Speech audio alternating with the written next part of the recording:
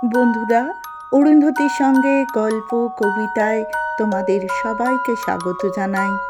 আশা করি তোমরা সবাই ভালো আছো, সুস্থ আছো। আজকে অনেক দিন পরে গল্প। তাহলে শুরু করা যাক আজকের গল্প। নায়কের জন্ম, লেখক ময়ূখ চৌধুরী।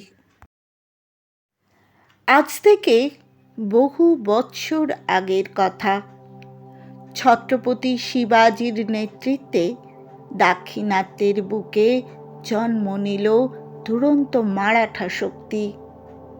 দিল্লির বাদশাহী ফৌজের প্রচণ্ড আক্রমণকে বারংবার ব্যর্থ করে মহারাষ্ট্রের আকাশে উড়তে লাগল মারাঠার বিজয় বৈভব গৈরিক পতাকা। শিবাজির মৃত্যুর পরে মহারাষ্ট্রের কর্ণধার হলেন তার পুত্র সম্ভাজি। সেই সময় বাদশাহ ঔরঙ্গজেবের হাবসি নৌবলাধ্যক্ষ সিংঘি ইয়াকুব খাঁ তার দুর্জয় নৌবহর নিয়ে কঙ্কন উপকূলে হানা দিল।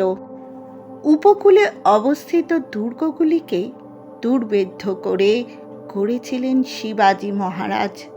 তবু খুব অল্প সময়ের মধ্যে সিংঘি অনেকগুলি দুর্গ অধিকার করে ফেলল। সিংঘি দুর্ধর্ষ যোদ্ধা, কিন্তু সে কৌশলীয় বটে। প্রচুর উৎকোচ অর্থাৎ ঘুষ দিয়ে সে দুর্গ স্বামীদের বশ করে ফেলতে লাগল। ঘুষের মহিমায় বিনা যুদ্ধে অনেকগুলি দুর্গ অধিকার করলে সিংঘি। অবশেষে অবরুদ্ধ সুবর্ণ দুর্গ। সুবর্ণ মোহরের লোভে সুবর্ণ দুর্গের অধিপতি অচলাজি মোহিতে সিংঘির হাতে দুর্গ সমর্পণ করার ব্যবস্থা করতে লাগলেন। দুর্গরক্ষী সৈন্যরা একথা জানতে পারল, কিন্তু তারা প্রতিবাদ করতে চাইল না। তারা বুঝল যে উৎকোচের কিছু অংশ সৈন্যদের মধ্যেও ভাগ বাটোয়ারা হবে। তাই যুদ্ধের কথা ভুলে মোটা বকশিসের প্রলোভনে তারা উদ্গ্রীব হয়ে উঠল। উদ্ধত তরবারির সম্মুখে যারা বুক ফুলিয়ে দাঁড়াতে ভয় পায়নি, সুবর্ণ মুদ্রার প্রলোভন তারা জয় করতে পারল না। গভীর রাতে দুর্গের সৈন্যরা আসন্ন উৎকোচের স্বর্ণ নিয়ে কে কিভাবে সদ্ব্যবহার করবে তারই আলোচনায় মত্ত হয়ে উঠেছে। ঠিক সেই সময় দুর্গের নিচে খাঁড়ির জলে নিঃশব্দে নেমে পড়ল এক নির্ভীক কিশোর। খাঁড়ির জলে পাহারা দিচ্ছে সিংঘির জাহাজ।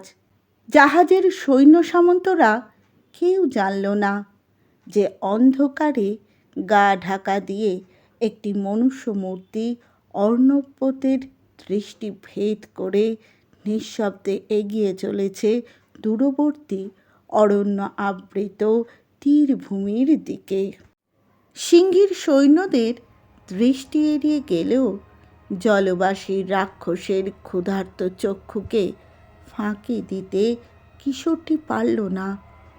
ছেলেটি মাত্র কয়েক হাত দূরে জলের উপর মাথা তুলে আচম্বিতে আত্মপ্রকাশ করলে এক বৃহৎ কুম্ভীর।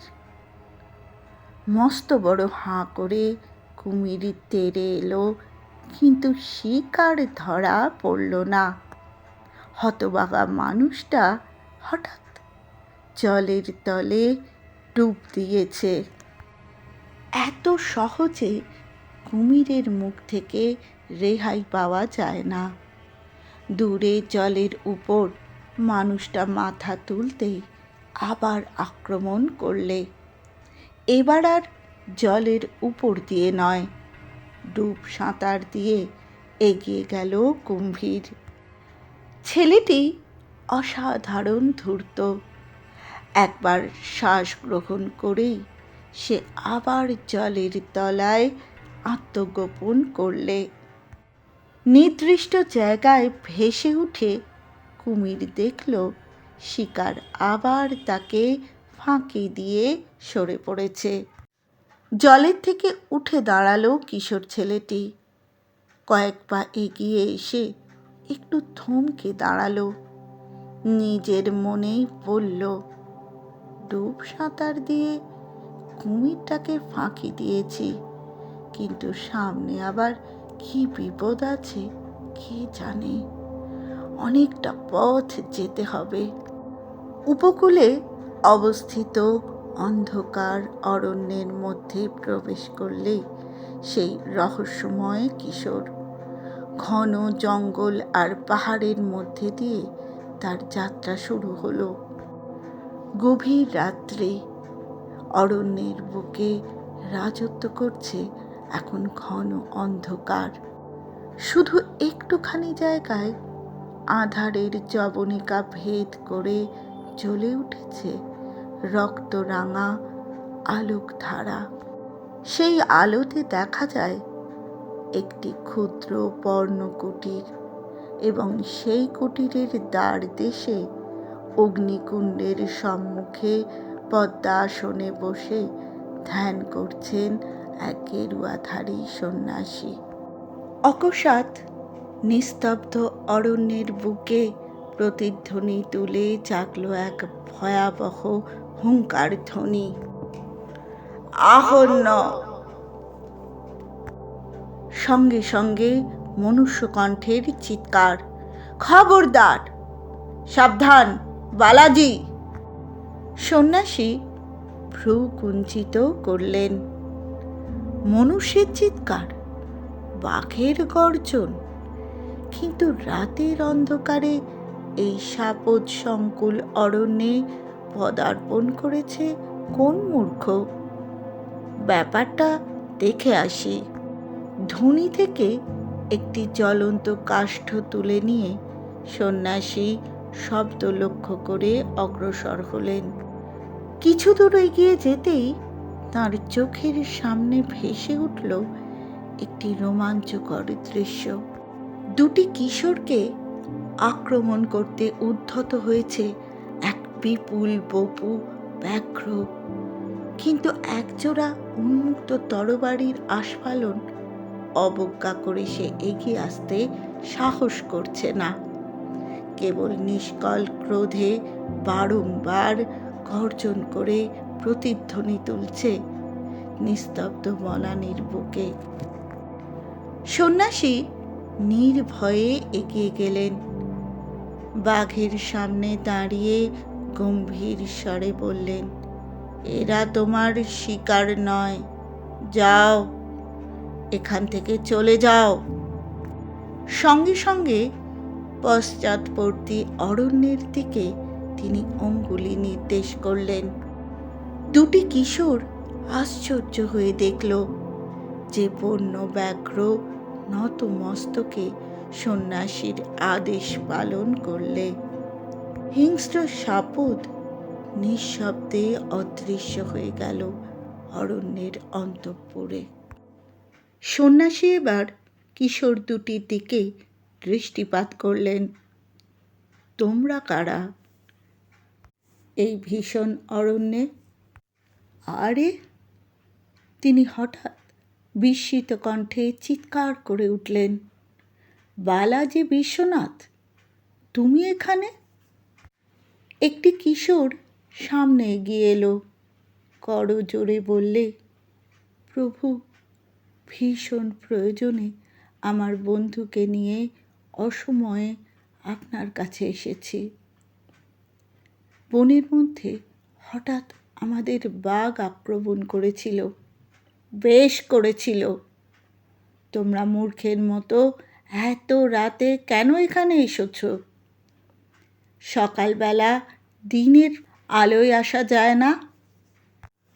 না প্রভু, দ্বিতীয় কিশোর এবার উত্তর দিল, দিনের আলোতে আসার উপায় ছিল না।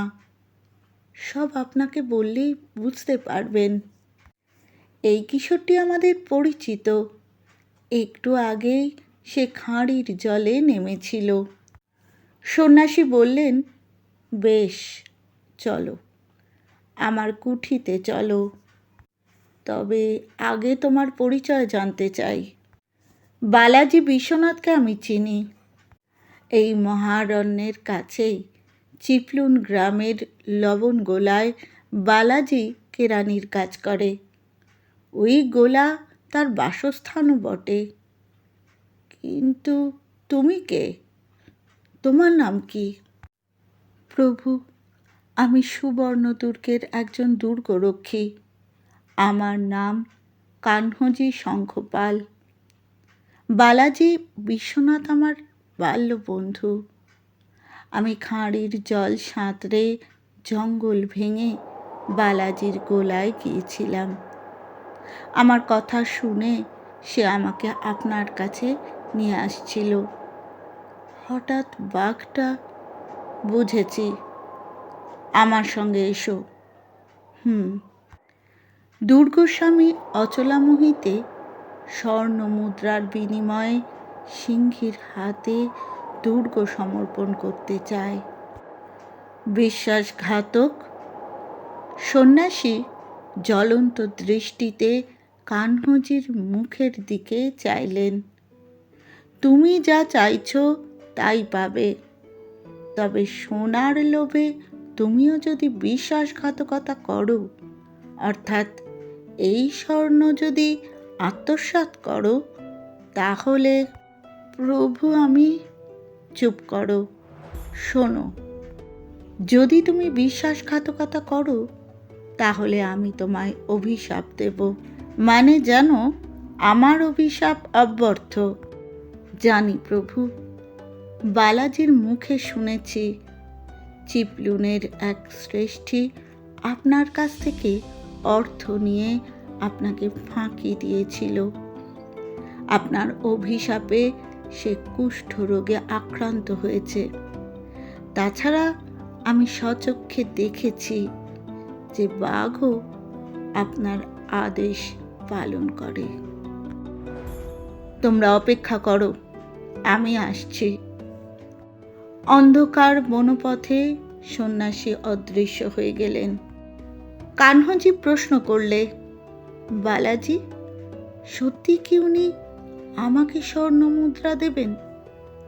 সংসার ত্যাগী যোগী কোথা থেকে সংগ্রহ করেছেন এত সোনার মোহর? বালাজি হাসল। ব্রহ্মেন্দ্র স্বামী অজস্র অর্থের অধিকারী। উনি কৈশোর থেকেই সংসার ত্যাগী। প্রথম জীবনে জ্ঞান সাধনা করেছেন হিমালয়ে। কেউ জানে না কোথা থেকে তিনি এত অর্থ সম্পদ পেয়েছেন। কোথায় থাকে এই ধনরত্ন, তাও আজ পর্যন্ত কেউ জানতে পারেনি। ব্রহ্মেন্দ্র স্বামীর কাছে অনেক ধনবান ব্যক্তিও বিপদে পড়লে ঋণ করে। উনি ঋণ দেন, কিন্তু চড়া সুদে। ওই ঋণ শোধ না করলে দেন অভিশাপ। সেই অভিশাপ অব্যর্থ। কান্হজি বললেন, আশ্চর্য পুরুষ। ওই যে উনি আসছেন। গভীর অরণ্যের থেকে নিঃশব্দে আত্মপ্রকাশ করলেন ব্রহ্মেন্দ্র স্বামী। তার দুই হাতে ঝুলছে দুটি চামড়ার থলি। ব্রহ্মেন্দ্র স্বামী সামনে এসে দাঁড়ালেন। কান্হজিকে উদ্দেশ্য করে বললেন, শোনো কান্হজি, আমি ঋণ স্বরূপ অর্থ দিয়ে থাকি, কিন্তু তোমাকে আমি এই থলি ভর্তি মোহর দান করছি। দেশের জন্য সৎ কার্যে এই অর্থ তুমি ব্যয় করবে। তবে যদি লোভের বশবর্তী হয়ে, প্রভু আপনি নিশ্চিন্তে থাকুন।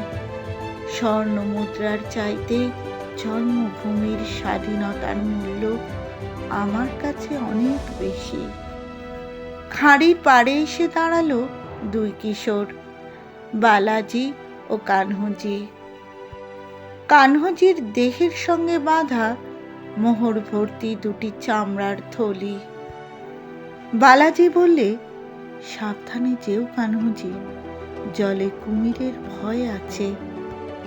কানহজি হাসল, আমার মাথার উপর আছে ব্রহ্মেন্দ্র স্বামীর আশীর্বাদ, কটিবন্ধে আছে শানিত তরবারি, কুমির আমায় গ্রাস করতে পারবে না।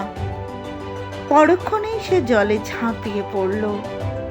দুর্গের মধ্যে কোমল শয্যায় শুয়ে দুর্গা স্বামী অচলাজি মোহিতে স্বপ্ন দেখছেন। সোনার মোহর, রাশি রাশি সোনার মোহর। দুই হাত বাড়িয়ে অচলাজি মোহরগুলি আঁকড়ে ধরলেন। হঠাৎ মোহরের স্তূপ থেকে একটি সাপ বেরিয়ে এসে তার দুই হাত জড়িয়ে ধরল। অচলাজি টানাটানি করে হাত ছাড়াতে পারলেন না। তার মুখের সামনে ফনা বিস্তার করে গর্জে উঠল বিষধর সর্প। আর্তনাদ করে উঠলেন অচলাজি মোহিতে, আর সঙ্গে সঙ্গে তার ঘুম ভেঙে গেল। না, সাপ নয়, একজোড়া লৌহ বলয়ের মারাত্মক আলিঙ্গনে বন্দী হয়েছে তার দুই হস্ত, এবং সামনে দাঁড়িয়ে হাসছে কানহজি শঙ্খপাল। রাগে ফেটে পড়লেন অচলাজি। এর মানে কি? কানহজি উত্তর দিল, আপনাকে আমি বন্দি করলুম। মহারাজ সম্ভাজির কাছে পরে আপনার বিচার হবে। অচলাজি চিৎকার করে উঠলেন, ওরে কে আছিস? এই শয়তানকে বন্দি কর। একজনকে 5 মোহর বকশিস দেব। সদাশিব, রঘুনাথ, পিংলে। কেউ এলো না। কানহজি বললে, চেঁচিয়ে লাভ নেই। আপনি কত মোহর দেবেন? আমি প্রত্যেক দুর্গরক্ষীকে 10 মোহর করে দিয়েছি। আমায় ছেড়ে দাও, আমি তোমায় 100 মোহর দেব। 1,000 মোহর দিলেও আপনাকে ছাড়ব না। কানহজি শঙ্খপালের কাছে সুবর্ণের চাইতে জননী জন্মভূমির মূল্য অনেক বেশি। যথাসময়ে ঔরঙ্গজেবের নৌবলাধ্যক্ষ সিদ্ধি ইয়াকুব খাঁ জানতে পারল যে কানহজির হাতে বন্দী হয়েছে অচলাজি মোহিতে, এবং সমস্ত চক্রান্ত হয়ে গেছে ব্যর্থ। ক্রুদ্ধ সিদ্ধি প্রশ্ন করলে, কে এই কানহজি? সিদ্ধি গর্জে উঠল, আঙ্গারিয়া, আঙ্গার। ওই আঙ্গারিয়াকে দেখে নেব আমি। সিদ্ধির কথায় প্রতিধ্বনি তুলে কানহজিকে আংড়ে বা আঙ্গারিয়া নামে ডাকতে লাগলো শত্রু মিত্র সবাই। কানহজি শঙ্খপাল ইতিহাসে পরিচয় লাভ করল ভিন্ন নামে, কানহজি আংড়ে। সিদ্ধি প্রতিজ্ঞা রক্ষা করতে পারেনি। কানহজি আংড়ের নেতৃত্বে দুর্জয় হয়ে উঠল মারাঠার নৌবহর। কেবল মুঘল শক্তি নয়, দুর্ধর্ষ ইংরেজও আঙ্গারিয়ার কাছে পরাজয় স্বীকার করতে বাধ্য হয়েছিল।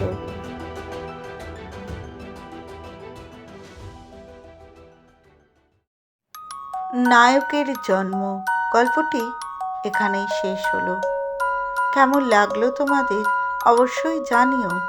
যদি ভালো লাগে লাইকস দিও, শেয়ার করো।